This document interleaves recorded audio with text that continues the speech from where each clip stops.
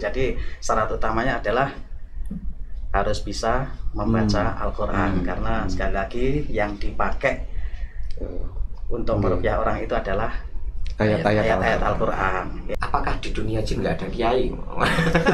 Nggak ada pendakwa? Ya ada. Namun mereka yang bersinggungan dengan kita, ya kita dakwai untuk menyadarkan biar tidak bersinggungan dengan kita. Dunyomu. Pernah suatu ketika kita meruqyah orang, kemudian terjadi kesurupan, bahkan massal kesurupannya. Kesurupan massal? Oh, pernah seperti itu juga pernah. Akhirnya kita juga kualan. Ini praktisnya cuma 2 yang kesurupan lebih dari 10, kesurupan semuanya itu. KB Melayu, kesel yo an.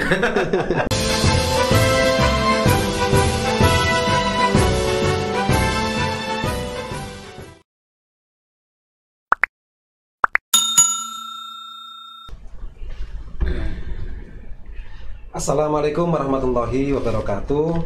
Waalaikumsalam warahmatullahi wabarakatuh.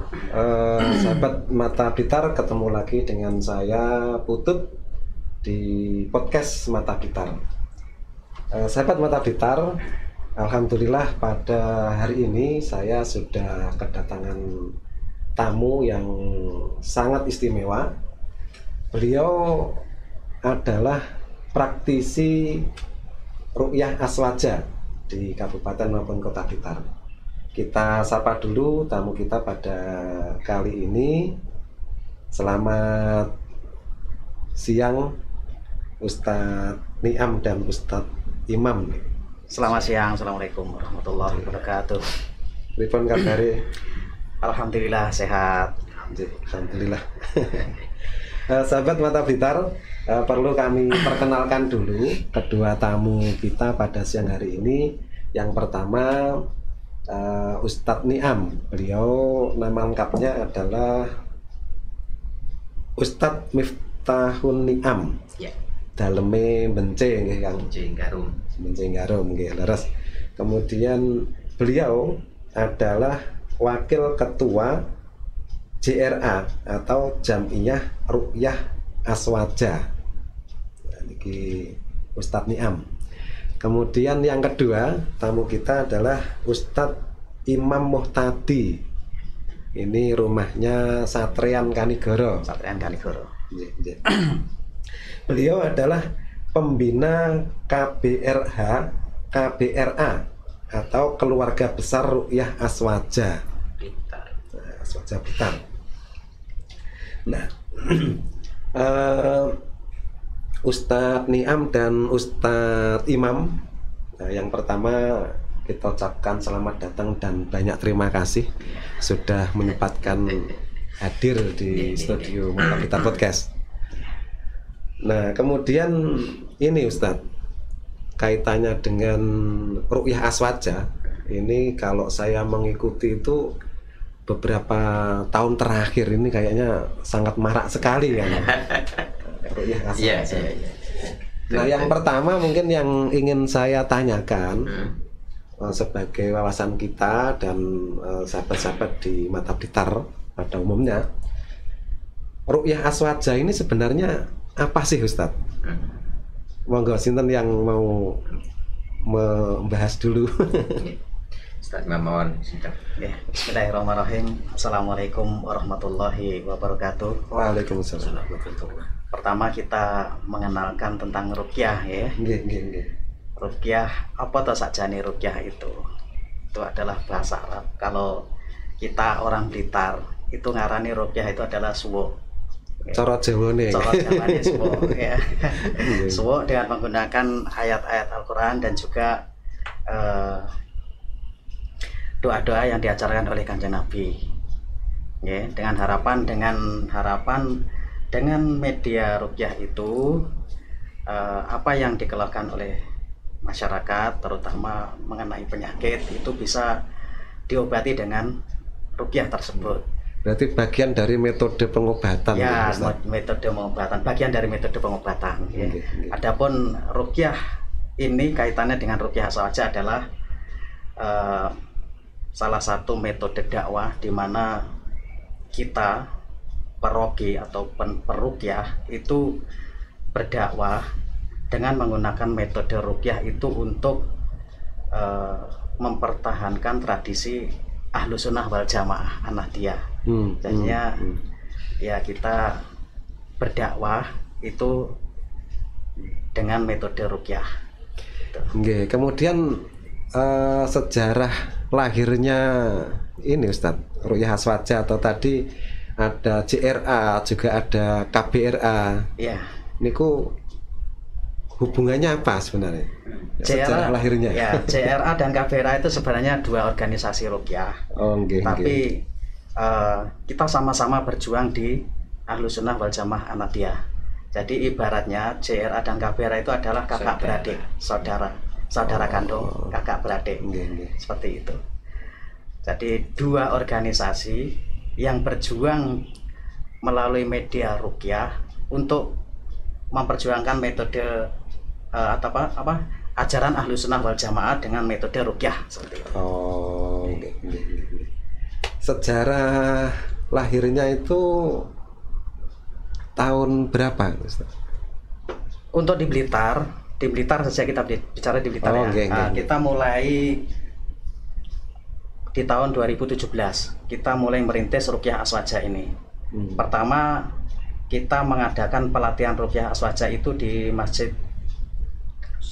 Darussalam Kanigoro. Itu tahun 2017 itu kita mengadakan pelatihan pertama dan diikuti sekitar 50 peserta calon praktisi. Itu. Jadi sejarahnya di Blitar itu kita mulai tahun 2017, Mas. Oh, oke. Berarti ini Ruqyah Aswaja ini sudah sudah lingkupnya sudah nasional ini kan ya? Alhamdulillah sudah nasional. Jadi setiap kota dan kabupaten itu ada pengurusnya sendiri-sendiri. Di seluruh Indonesia. Di seluruh Indonesia. Ya. Dan masuk di Blitar itu sekitar tahun 2017. Ya. Kemudian kalau boleh tahu Ustadz, itu struktur di JRA atau KBRA itu seperti apa? Untuk JRA silakan Ustadz Niam yang menjelaskan dulu nanti kan.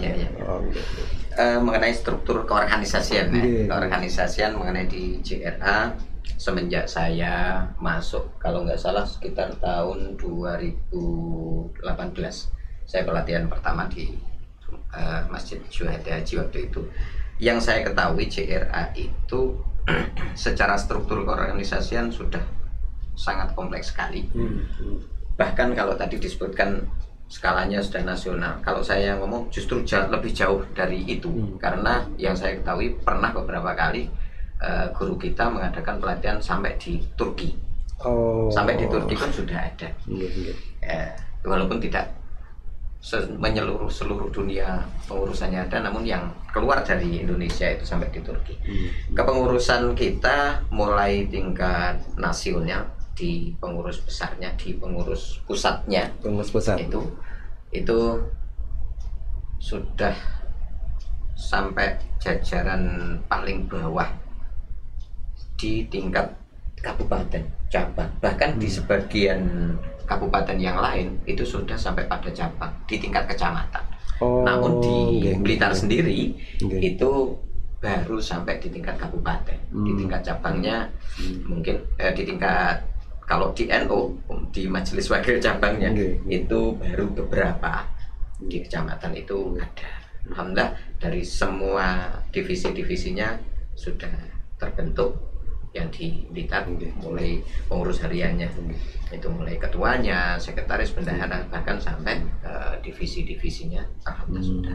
Dan di situ ada divisi ruqyah, ada divisi herbalnya, ada divisi-divisi fun keilmuan yang lain untuk melengkapi prosesi untuk terapi Qur'ani yang namanya ruqyah itu. Ruqyah Aswaja Ustadz, ketua JRA yang di pusat ataupun yang di kabupaten itu sinten Ustadz? Kalau yang di pusat untuk sekarang ini Gus Abdul Wahab, domisili di Nganjuk. Beliau putra dari Romo Kiai Haji Qurtubi Dahlan. Rais Syuriah, Nahdlatul Ulama Nganjuk, Yai Qurtubi. Termasuk itu, yang awal-awal menginisiasi JRA. iya, itu sampai hari ini beliau. Kemudian yang di Jawa Timur itu sudah 1 kali yang sekarang Ustadz siapa itu? Saya lupa namanya. Itu Gus Ama itu. bukan. Gus Ahmad sebagai bukan. pembina. Oh, Gus pembina. Ama itu mujiz dan pembinanya JRA Pusat. Kemudian yang di kabupaten baru terbentuk 1 tahapan. Sekarang ketuanya Ustadz Dodi Aris Krisnawan. Ya, punten hari ini nggak bisa hadir karena barusan berduka. Oke, siap. Oke. Kemudian sekretariat, Iya. atas kantor sekretariatnya kalau JRA itu di mana, Ustaz? Sekretariat kita antara JRA KBRA itu Jadi satu. Nah, perlu diketahui bahwa di Blitar ini juga ada gabungan dari 2 organisasi yang bergerak di bidang ruqyah aswaja ini, antara KBRA dan JRA. Sama-sama Itu namanya praktisi sama-sama ruqyah bergerak aswaja. di bidang yang sama.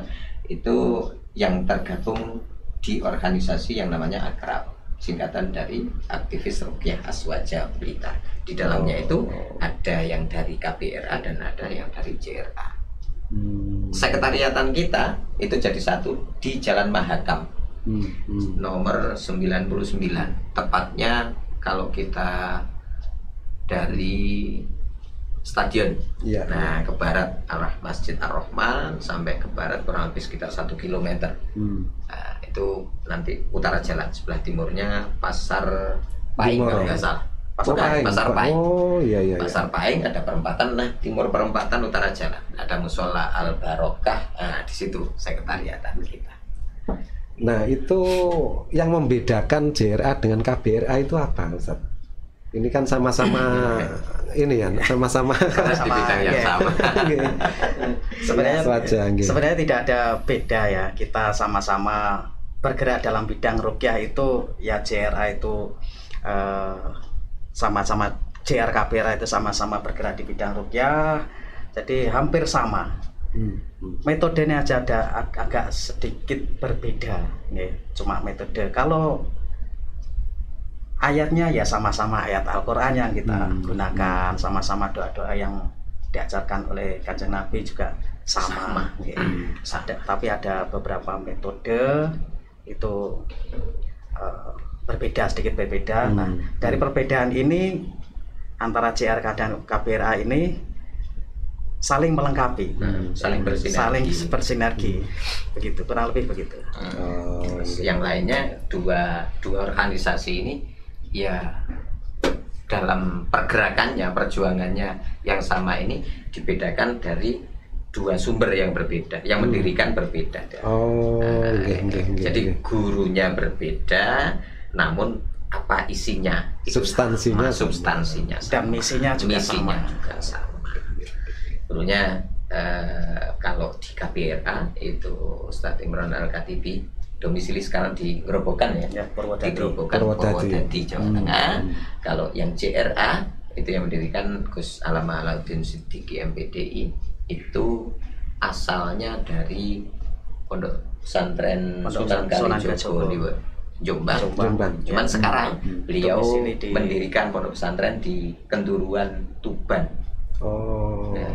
Pondoknya namanya Uwais Al-Qarni, sekaligus jadi sekretariat pusat. Sekretariat pusat. Kalau dulu sekretariatnya di Nganjuk, sekarang setelah beliau mendirikan pesantren di sana, itu dipindah ke sana sebagai sentral utama JRA-nya. Terus ini Ustaz, kalau boleh tahu praktisi ruqyah aswaja di JRA maupun KBRA di kabupaten kota ini ada sejumlah berapa sampai hari ini, Ustaz? Jadi gini, untuk KBRA ini pelatihan calon praktisi itu sudah diadakan 3 kali, dan JRA juga 3 kali.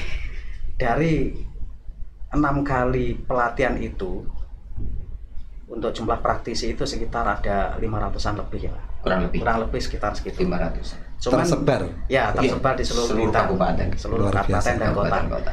Cuman yang aktif ini kita nilai itu dari seluruh teman-teman itu yang aktif ikut acara bakti sosial dengan mengadakan rukyah massal. Itu yang aktif sekitar 50 sampai Nah, 60-an. ya itu orang itu. Dari sekian banyak, praktisi, jumlah praktisi itu yang aktif ikut rukyah massal, mengadakan rukyah massal atau pengobatan dalam rangka bakti sosial. Ya, itu ya sekitar 50 orang itu. 50 sampai 60 orang. Itu yang di bakti sosial, tapi di sisi lain itu bisa jadi praktisi-praktisi yang tersebar itu, Ustaz. Itu mereka kan bisa bisa action di masyarakat langsung. Action di masyarakatnya masing-masing, di lingkungannya masing-masing. Ya pada dasarnya begini, Mas. Teman-teman yang dulu pernah ikut pelatihan, kadang kita kan nggak tahu tujuan mereka ikut rukyah itu pinginnya untuk diri sendiri atau untuk masyarakat umum. Ya, niatan mereka pingin bisa untuk menerapi diri sendiri, untuk menerapi keluarganya. Pertanyaan kula ngeten, Ustaz. Untuk menjadi praktisi rukyah aswaja, itu apa ada persyaratan khusus atau gimana? Tidak ada persyaratan khusus, Mas. Ya, yang penting pertama ada niat, yang kedua karena rukyah itu yang dipakai itu adalah bacaan-bacaan Al-Qur'an. Tentunya ya untuk menjadi seorang perukyah itu harus bisa membaca Al-Qur'an dan fasih. Itu syarat utamanya itu. Untuk syarat yang lain tidak ada. Jadi rukyah itu tidak harus menjadi perukyah, itu tidak harus ikut ritual ini itu tidak ada. Maksud saya seperti itu. Jadi syarat utamanya adalah harus bisa membaca Al-Qur'an, karena sekali lagi yang dipakai untuk merukyah orang itu adalah ayat-ayat Al-Qur'an. Itu secara umum memang seperti itu. Namun secara khusus karena kita itu juga terikat dengan sebuah organisasi, maka kalau di CRA, karena saya bagian dari kepengurusan itu, untuk ikut pelatihannya itu ada syarat khusus.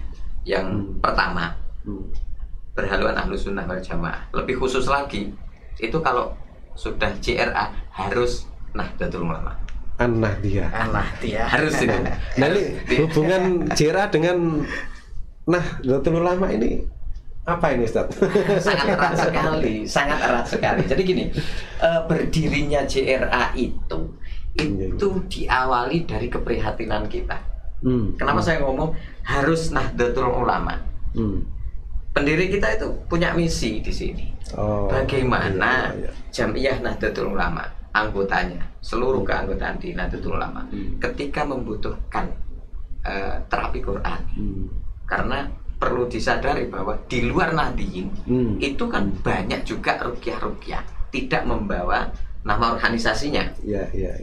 Kemudian banyak di antara jamaah kita yang ingin mengikuti terapi rukyah, namun mengikuti di golongan yang lain.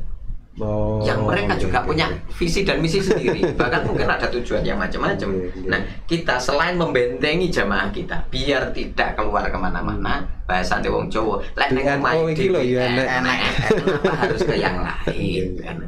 Toh isinya sama, tujuannya sama, yang dibaca juga tidak beda, kan gitu.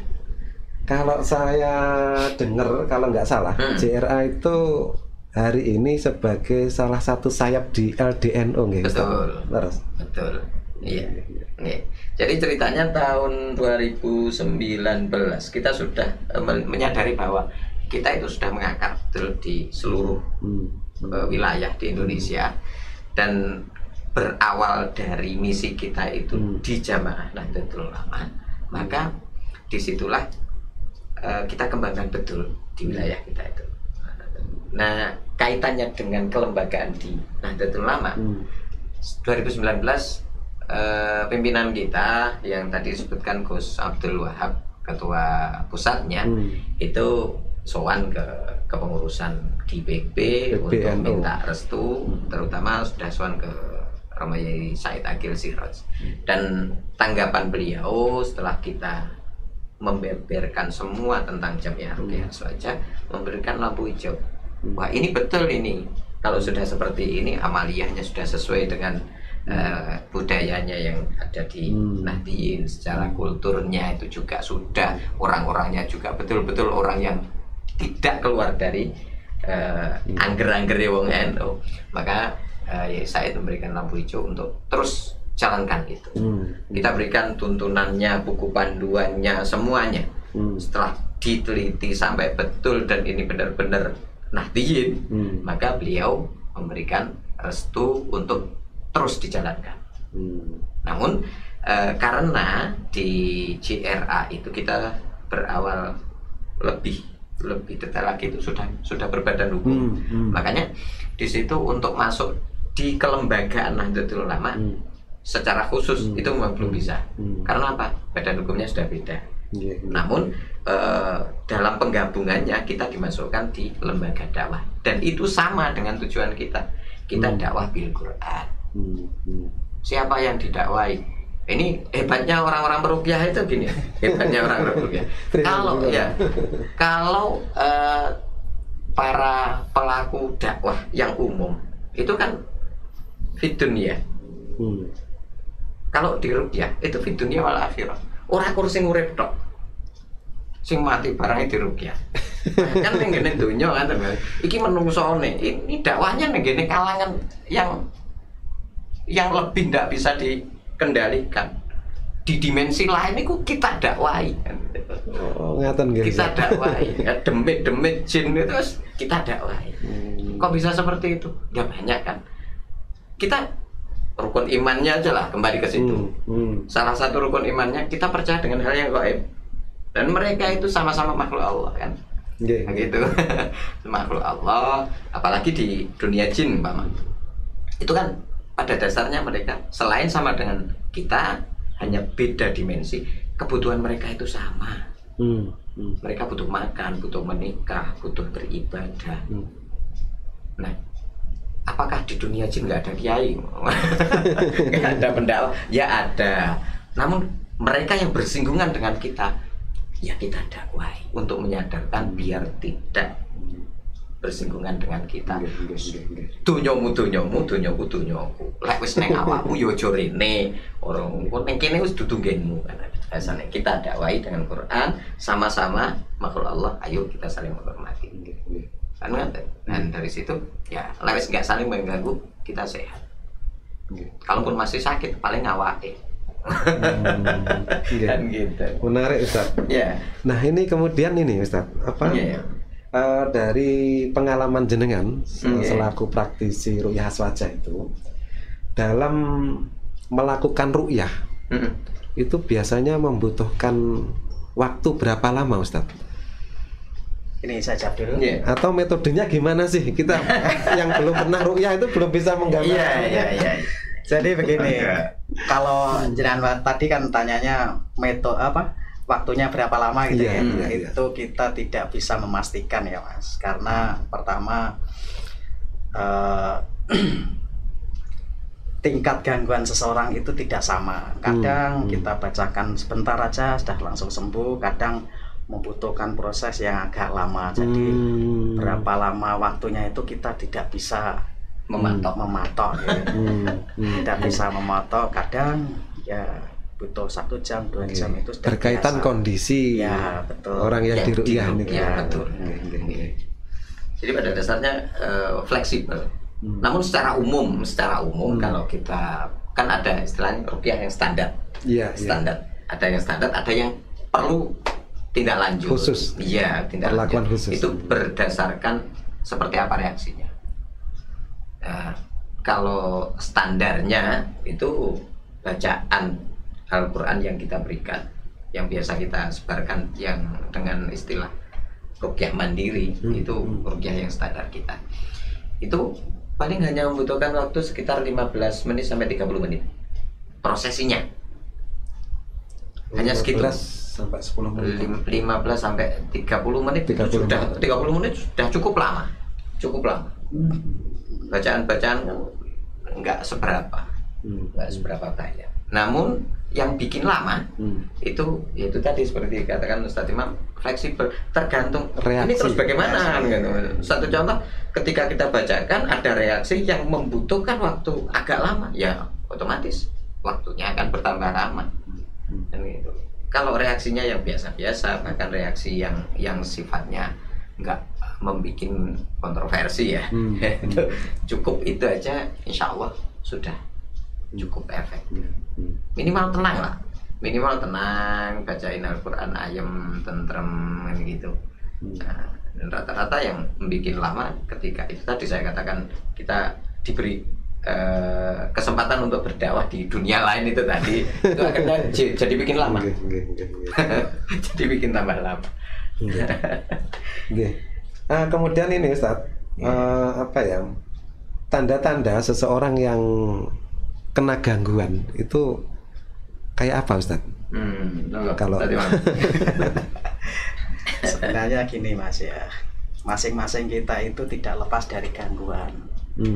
Pertama, Rasulullah sudah menjelaskan bahwasanya setan itu berjalan di aliran darah dalam tubuh manusia itu lewat aliran darah. Artinya apa? Di setiap kita itu pasti ada gangguan, walaupun kita sebagai seorang sadar praktisi, ataupun tidak. Ya ini, walaupun kita sebagai seorang praktisi itu tetap masing-masing orang itu ada gangguan. Nah, adapun ciri-ciri gangguan itu pun banyak sekali. Contoh nih ya, Mas pernah nggak ketika sholat itu lupa rakaat sholatnya? Pernah ya. Nah, itu salah satu ciri kena gangguan Mas. Seperti itu. Jadi ketika kita melakukan rakaat sholat kemudian kita lupa, itu salah satu ciri-cirinya. Kemudian ada juga rasa was-was, terus mimpi buruk, sering kelindihan dan lain sebagainya. Itu semua ciri-ciri dari orang kena gangguan. Selain itu juga kadang gangguan jin itu menimbulkan penyakit fisik Mas. Ya, jadi seperti kalau biasanya untuk kaum Hawa itu yang paling didemeni itu adalah di area rahim, sehingga gangguan non medis atau gangguan jin itu bisa menimbulkan penyakit kanker rahim, myom dan lain sebagainya, kista seperti itu. Itu diantara tanda-tanda gangguan seperti itu. Dan lazim juga kita sebagai seorang peruqyah itu ya juga mengalami tanda-tanda seperti itu. Jadi tidak ada jaminan bagi seorang ruqyah itu lepas dari gangguan. Nah, kita fair saja. Nanti kadang-kadang awake dhewe iki yo sholat yo kadang-kadang yo lupa rakaatnya seperti itu. Nah, maka dari itu ruqyah itu sangat perlu sekali bagi kita semuanya, dan untuk mengantisipasi gangguan-gangguan tersebut, karena gangguan tersebut tidak bisa diatasi dengan obat-obat medis Mas. Gitu. Apa ya awake dhewe lali ndelek korek arti obat medis kan nggak mungkin seperti itu. Berarti tanda-tanda apa gangguan itu tidak selalu kesurupan gitu ya Ustadz. Kalau di masyarakat umum kan itu di masyarakat umum itu. Betul, iya. Ini yang perlu kita luruskan di masyarakat kita, bahwa ruqyah itu hari ini identik dengan bahasa kesurupan. Lek gak kejinan gak sah di ruqyah, itu seperti itu. Padahal perlu disadari bahwa ruqyah itu multifungsi. Pada hakikatnya ruqyah itu kan tadi dikatakan bahwa ruqyah itu sembur, doa intinya doa. Kemudian kalau kita bahasakan dengan ruqyah itu doa, apa sih yang nggak bisa dengan doa? Gitu. Apa yang nggak bisa dengan doa? Doa itu kan kita minta kepada penguasa alam semesta yang semua yang terjadi di dunia itu atas kehendak beliau yang maha kuasa. yang maha kuasa. Masalah yang memberikan Allah yang maha kuasa, kemudian penyelesaiannya itu adalah juga dari Allah.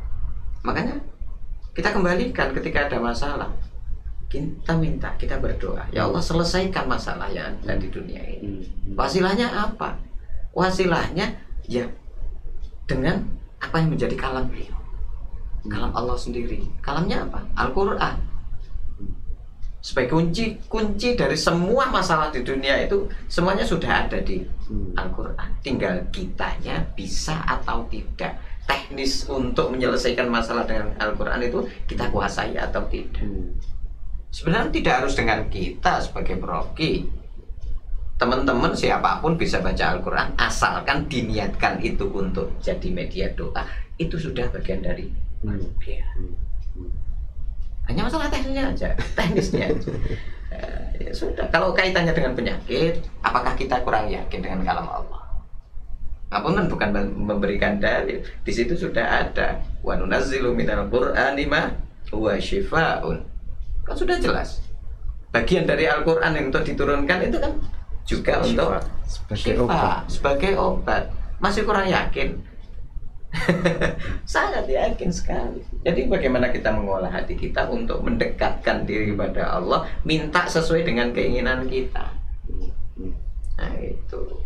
Jadi terus kelanjutannya dalam ruqyah itu ada teori, ada teknis-teknis yang sudah harus kita kuasai. Kalau kita ingin meruqyah untuk menolong orang lain.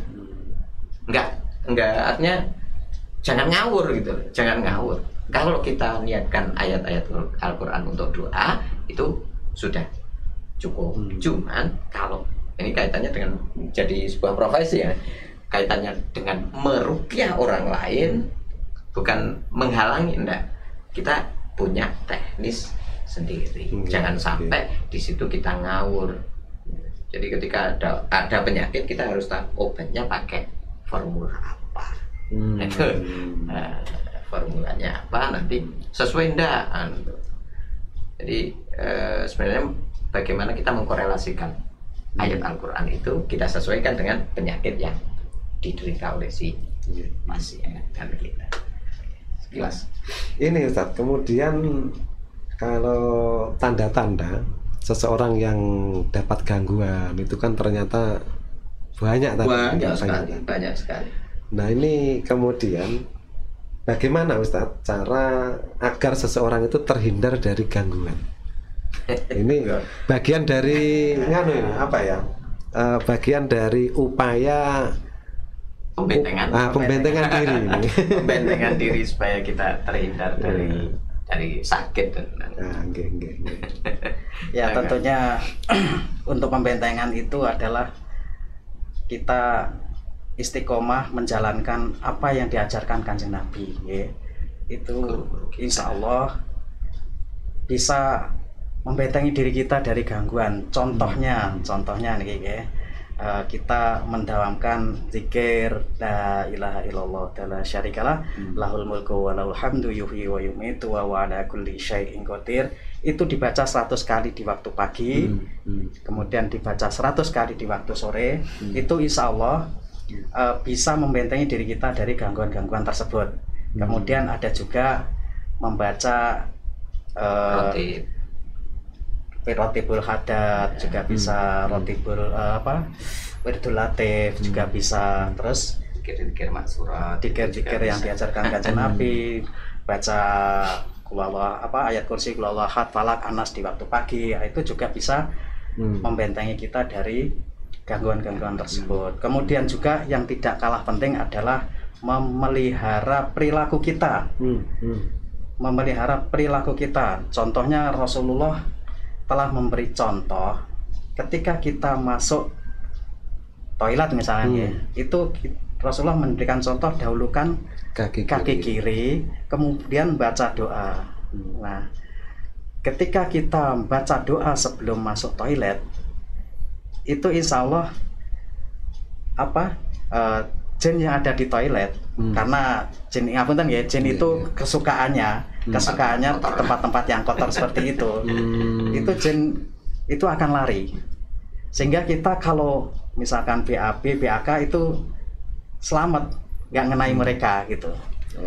Tapi ketika kita tidak membaca doa sebelum masuk toilet misalkan, kemudian kita BAB, BAK di situ tanpa kita sadari, kita kencing mengenai mereka, akhirnya si jin itu timbul rasa dendam, akhirnya timbul mengganggu pada diri kita seperti itu. Kemudian juga makan, minum itu seperti yang dicontohkan oleh Kanjeng Nabi, pakai tangan kanan, kemudian makan minum dengan duduk, didahului dengan doa, itu juga salah satu ikhtiar untuk membentengi diri kita agar supaya tidak kena gangguan seperti itu. Selain itu juga kita dawamkan berwudu, badan selalu dalam keadaan suci, kemudian meningkatkan ibadah kita, itu yang paling penting. Kemudian sholatnya juga istiqomah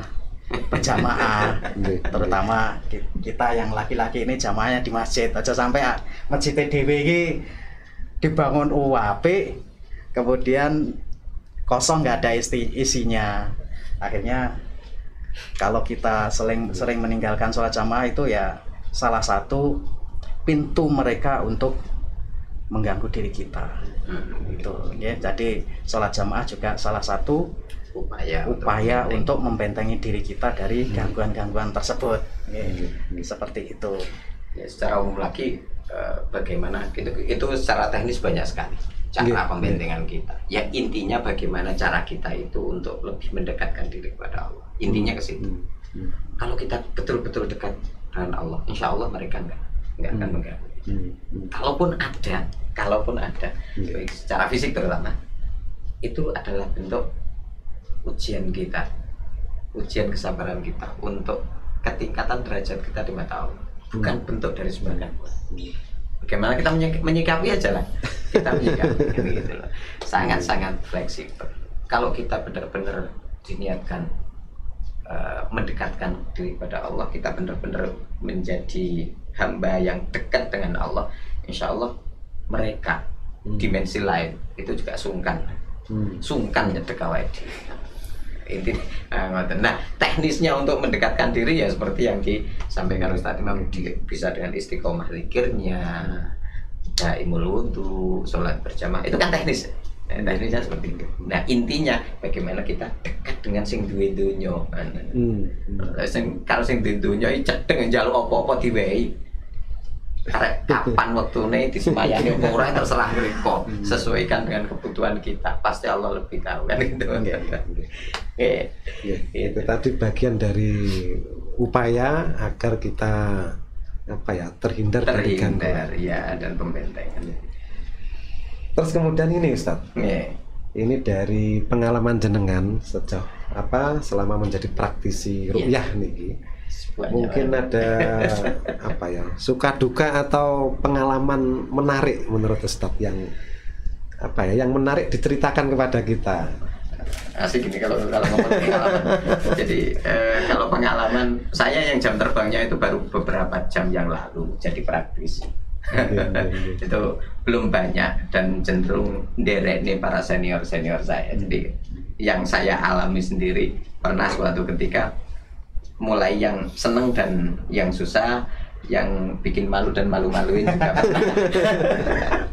Karena ya itu suka dukanya kadang-kadang karena dimensinya itu beda. Mereka tahu kita, kalau kita ngomongin dimensi lain, dari contoh di dunia jin itu, bukan kita tahu ya, tahu dengan mata kasat mata alam mereka, kita tahu dengan mata kita nggak tahu, nggak tahu jin itu kita nggak tahu secara kasat mata, kita nggak tahu.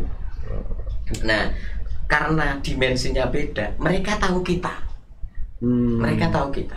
Dan ini kemenangan mereka untuk bisa membuli kita. Membuli kita. Kadang-kadang ini yang bikin kadang-kadang kita itu malu. Satu contoh, ketika ada orang yang minta tolong untuk diri di ruqyah, kita datang. kita sudah dibaca dulu. Oh. Kita sudah dibaca dulu. Kamu barusan kenapa? Mereka tahu. Ya secara pengetahuan umur jauh lebih panjang mereka. Nah, kemudian dalam keseharian kita diintai. CCTV mereka itu jauh lebih luas daripada yang ada di kita. Kemampuan kita sebatas mata itu hanya jauh mana. Mereka tahu perilaku kita dari mulai kita bangun tidur sampai tidur, bahkan tidur kita pun masih bisa diganggu oleh mereka. Itu pernah suatu ketika kita meruqyah orang, kemudian terjadi kesurupan, bahkan massal kesurupannya. Kesurupan massal? Oh, pernah seperti itu juga pernah. Akhirnya kita juga kualan. Ini praktisnya cuma 2 yang kesurupan lebih dari 10, kesurupan semuanya itu ya. KB Melayu kesel yo itu juga. Itu kesurupan itu karena apa ya? Dari makhluk dimensi lain itu yang apa ya, biasanya sudah ada di dalam tubuh pasien itu. Itu mereka bereaksi. Jadi ketika makhluk yang ada dalam tubuh pasien itu dibacakan ayat-ayat Al-Quran itu mereka tidak kuat. Akhirnya timbul pemberontakan, timbul reaksi-reaksi seperti itu. Macam-macam reaksinya. Pernah juga kita digojlok oleh jin itu. Digojlok habis itu. Iya. Kita berdua itu. Karena apa? Mereka itu juga licik. Itu gojloknya gimana itu, Ustaz? Gojloknya mereka licik karena mereka licik itu mereka bertujuan untuk menjatuhkan mentalnya seorang rogi. Itu tujuan pertama. Ketika dia masuk ke tubuh salah satu kemarki. Orang yang diruqyah itu mereka itu tahu apa kita itu akhirnya gojlok. Supaya mental kita jatuh. Lek wis mental peruqyah itu jatuh, otomatis kan nanti ruqyahnya juga gagal kadang gitu. itu kelicikan mereka, Mas. Pinter mereka itu pinter banget. Pinter. Suka dukanya itu banyak sekali. Belum ada juga kadang-kadang yang kita itu pernah juga diserang balik oleh dukun. Itu juga salah satu resiko suka dukanya seorang peruqyah ya. Karena karena gangguan itu bisa jadi kiriman gitu kan. Iya, betul. Dukun kalau sedang si mangsanya dukun itu kita ruqyah, otomatis dukun itu ya nggak terima gitu. Akhirnya ngirim gangguannya ke peruqyahnya. Seperti itu. Banyak sekali kalau pengalaman yang pernah kita alami itu banyak. Tapi ya yang paling menarik itu kan pengalaman yang kaitannya dengan dunia lain itu tadi kan gitu, dunia lain. Tapi kalau pengalaman yang sifatnya sesama kita, dimensi yang sama, itu ketika orang sakit secara zahirnya itu banyak sekali. Tapi ya perlu diketahui juga, ini sebagai wawasan untuk masyarakat. Jangan gampang-gampang menilai bahwa bentuk reaksi ruqyah itu mesti dari dunia lain. Kadang-kadang itu ada dari faktor emosional diri sendiri. Itu bisa terjadi kesurupan. Satu contoh. Orang kena asam lambung. Asam lambung identik dengan pola pikir yang ruwet, kena masalah, apapun itu masalah mereka. Mikirnya banter, stres. Itu ketika diruqyah, bahasa Jawa nih, di dalam hatinya itu ngundomono, itu ngetokne unek-unek, itu jadi sebuah bentuk kesurupan. Padahal dia tidak diganggu oleh makhluk yang beda dimensi itu. Pernah itu terjadi pengalaman. Orang kena asam lambung, masalahnya banyak sekali. Dia berpikir ketika tidak bisa, kepalanya nggak bisa untuk mikir, akhirnya sakit. Kemudian waktu tidur sering mimpi buruk karena terbawa pikiran mau tidur, itu masalahnya masih dipikir. Akhirnya ketika tidur, ini ngomong sendiri, ngelindur bahasanya. Deleming. Ketemu deleming seperti itu. Keluarganya tahu mikirnya wah ini kelebon. Padahal ini kebawa perasaan yang berawal dari masalah itu. Kemudian pengalaman waktu itu mendatangkan peruqyah. Mendatangkan peruqyah. Di ruqyah alhamdulillah nggak sembuh. Itu. Terus keluarganya ini ada konsultasi dengan kita. Konsultasi. Ini gimana. Terus kita main ke sana, ngomong-ngomong. Kita ajak bagaimana beliau itu bisa mengeluarkan unek-uneknya. Nah itu. Akhirnya setelah kita rangsang untuk ngomong banyak, bisa ngebrol nih unek-uneknya, kita juga tidak meninggalkan metode ruqyahnya untuk menenangkan diri beliau. Sebagai bentuk pancingan, ayo mendekatkan diri kepada Allah. Masalah yang ada di dunia itu sumbernya tetap dari Allah. Bagaimana kita diuji itu tabah, sabar atau enggak, bagaimana menyelesaikan itu, merasa bahwa itu masalahnya enggak ada penyelesaiannya atau enggak, semuanya dipikir sendiri. Dia lupa dengan Allahnya, lupa dengan yang memberikan masalah. Itu kita rangsang, kita beri pengetahuan masalah itu bersumber dari diri kita, namun itu atas takdirnya Allah. Kembalikan, kita komunikasi. Singkat cerita, enakan, asam lambungnya juga enak. Setelah enak, itu kita tashir. Ada metode tashirul Quran atau tashirul nizam dengan bacaan Al-Quran. Itu juga diruqyah dengan metode tashir. Setelah itu tenang. Selesai masalahnya. Alhamdulillah. Kita kadang-kadang juga kasihan dengan dunia lainnya. Nggih, pripun Ustaz? Dengan jin itu kita juga karena sesama makhluk, kita juga kasihan. Kadang mereka itu nggak berbuat apa-apa. Masalah yang terjadi pada dirinya sendiri, mereka yang jadi kambing hitam. Yang disalahkan sakitnya fisik, sakitnya pikirannya, secara psikologisnya itu. Namun mereka yang kena semprot. Oh ini gangguan jin. Nah biasanya kalau sudah seperti ini, mainnya itu main ke kahin, ke dukun dan lain sebagainya. Akhirnya jin ini yang jadi kambing hitam. Oh ini kena ini. Padahal hanya asam lambung.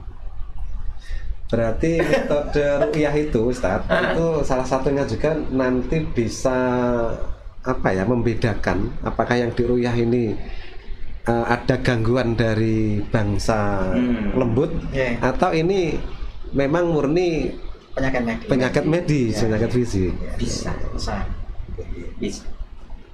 Ada. Dan dua-duanya insya Allah bisa diatasi dengan ruqyah. Oh ngaten. Iya. Baik penyakit medis ataupun non medis itu bisa diatasi dengan ruqyah. Menarik ini Ustaz. Nah, ini kaitannya juga ini yang terakhir mungkin Ustaz. Bagaimana sih caranya jika ada masyarakat atau bagian dari kita yang ingin mengikuti ruqyah? Nah, niku pripun carane? Termasuk kula niki mau diceritakne asam lambung niku Ustaz. Kula niki kagungan niki. Nggih. Alhamdulillah untuk Blitar, untuk CRA, Akrab, KPRA itu kita dalam satu misi yang sama, orang-orangnya juga satu jamaah yang punya rutinitas kita sendiri. Itu kesepakatan bersama, kegiatan sesuai dengan keorganisasian kita punya program untuk bakti sosial di masyarakat. Itu yang sudah berjalan secara rutin sampai hari ini. Yang pertama setiap hari Ahad Wage itu kita mengadakan bakti sosial, ruqyah massal dan seluruh sumber daya yang ada di kami. Karena di situ prakteknya nanti tidak hanya ruqyah saja, nanti perlu ada tindak lanjut yang secara fisik, mungkin ada kurah, ada bekam, ada yang macam-macam. Itu kita adakan di Geraha NU setiap Ahad Wage di Geraha NU. Rutin setiap Geraha NU yang di Jatinam. Itu mulai jam 8 pagi sampai selesai. Itu sampai selesai. Kemudian yang kedua, di hari Ahad Pon. Ahad Pon itu kita mengadakan dengan program yang sama itu di PCNU Kota di Jalan Cisadane. Enggak. Itu. Jadi 1 bulan itu 2 kali. 1 bulan 2 kali. 1 bulan Selapan, 2 Mas. kali. Iya. Selapan itu 2 kali. Setiap Ahad lagi dan setiap Ahad Pon. Di Geraha NU dan di PCNU Kota. Itu siapapun boleh mengikuti, Ustaz. Boleh. Siapapun boleh, umum. Bahkan lintas agama pun boleh. Boleh. Jadi pernah terjadi waktu itu masih kita belum punya rutinan di NU ya, di Geraha NU maupun PCNU. Pernah di Wlingi itu ada orang Hindu, ada yang non Muslim itu ada beberapa kan juga mengikuti. Iya. Yang perlu dipersiapkan apa, Ustaz, kalau mau ada masyarakat yang mau ikut itu? Nggak ada persiapan apa khusus. Nanti semua kita siapin di istilahnya ubur rampeni itu kita siapin di sana. Ya. Ubur rampeni itu juga nggak macam-macam ya.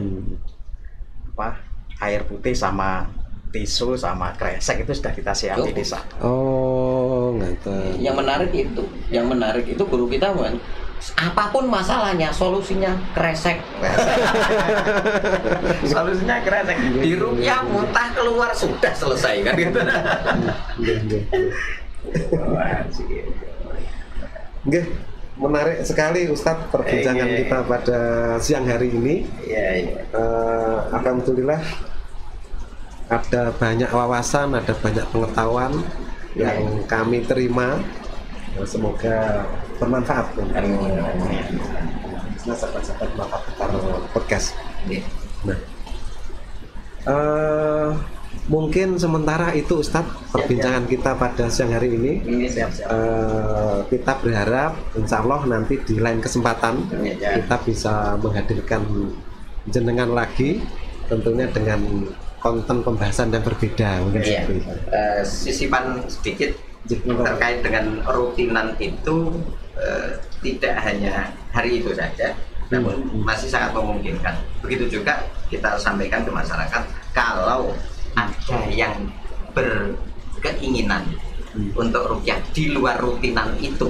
Jadi ketika kepingin rukyah nunggu rutinan masih kelamaan. Jadi satu contoh kesurupan dalam kontainer rutinan kan kelamaan. Rukyah sekarang rutinannya masih minggu depan kan gitu, setelah normal. Berkeinginan untuk undang kami dari tim kami, monggo, boleh. Jadi apapun masalahnya, kalau berkeinginan untuk mendatangkan perukyah itu kita perbolehkan. Nomor kontaknya Ustaz, mungkin bisa disampaikan. Nomor kontaknya kami berdua aja dulu. Kalau saya nggak hafal nomornya Ustaz Imam. Kalau nomor saya itu 085 755 595 951. Atau saya bisa merekomendasikan ke jenengan kalau ada kebetulan curhatnya ke jenengan, boleh langsung ke jenengan biar nanti kita. Siap. Ustadz Imam, saya nomor kontaknya 085 731 410 288 ya. Jadi nanti begini, misalkan ada seseorang yang menginginkan layanan rukyah, itu kita tanya alamatnya di mana. Nanti kita tunjuk praktisi terdekat dengan orang tersebut. Iya, jadi praktisi kita itu kan banyak, merata. Jadi nanti kita arahkan ke praktisi yang terdekat tersebut. Begitu. Cukup. Oke. Sekali lagi terima kasih Ustadz atas di Mata Putar Podcast. Mungkin demikian sahabat Mata Putar Podcast perbincangan kita dengan Ustadz Niam dan Ustadz Imam praktisi rukyah aswaja.